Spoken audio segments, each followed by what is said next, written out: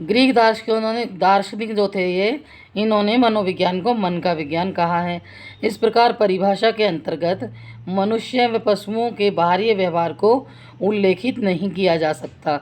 यानी जो मनुष्य और पशु दोनों ही बाहर का व्यवहार करते हैं, मनोविज्ञान में उसको परिभाषित नहीं किया जा सकता। मनोविज्ञान का सीधा ही मतलब है मन के अंदर चलने वाले भाव या मन के अंदर चलने वाली सोच विचार।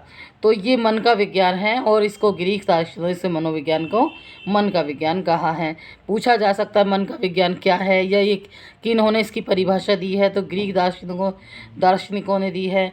मनोविज्ञान को इन्होंने क्या कहा है, मनोविज्ञान को मन का विज्ञान कहा है। और इस परिभाषा के अंतर्गत क्या शामिल नहीं हुआ है, तो ये मनुष्य और पशुओं के बाहरी व्यवहार को उल्लेखित नहीं कर सकता। एक और परिभाषा है बच्चों, थर्ड, चेतना का विज्ञान। ये बहुत ही मनोवैज्ञानिक जो परिभाषाएं इंपॉर्टेंट हैं। चेतना का विज्ञान, इसके प्रतिपादक हैं विलियम जेम्स सली, विलियम वुंट। अब इन तीनों में से कोई भी किसी को भी पूछा जा सकता है। विलियम जेम्स के अनुसार मनोविज्ञान की सर्वोत्तम परिभाषा चेतना की दशाओं के वर्णन और व्याख्या के रूप में दी जा सकती है। वो क्या है, ये चेतना की दशाएं क्या होती हैं?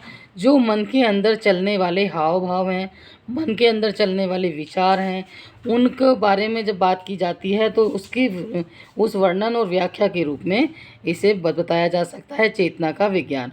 और इसके प्रतिपादक बच्चों याद रखना, विलियम जेम्स सली, विलियम वुंट, विलियम जेम्स, ये तीनों हैं।